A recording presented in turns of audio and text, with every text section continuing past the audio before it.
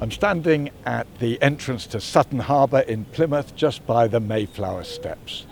They've been smartened up for the anniversary by the City Council. The flags are flying, the railings gleaming, because it was from near here, in fact from the Admiral McBride pub, that 400 years ago a small ship set sail from Plymouth out into the western approaches.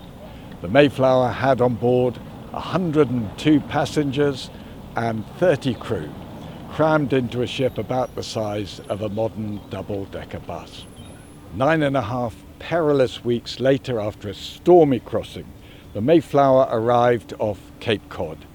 Shortly afterwards, they found a place to settle in across the bay in a little harbour already by chance called Plymouth, and they kept the name in honour of the town where, in the words of their diarist Edward Winslow, they had been kindly entertained and courteously used by divers persons there dwelling. Within a few generations, the story of the Mayflower pilgrims had come to encapsulate the origin and visions of the United States of America. 400 years ago it may have been, but it still resonates with our world today. There are still those undertaking perilous journeys across the sea in search of new life.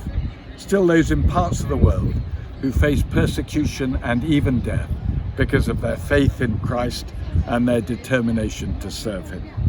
Those on the Mayflower were looking for freedom to worship God in their own way, free from the strictures of church and state. They're better called separatists than Puritans. I think of them as a heroically motley bunch, a few dozen ordinary men and women facing a vast ocean late in the season. They had very little, by all accounts haven't even taken a fishing line with them. And when they arrived in Massachusetts, which wasn't even where they were aiming for at all, they had no idea how to adapt their farming methods, which crops to grow, how best to hunt.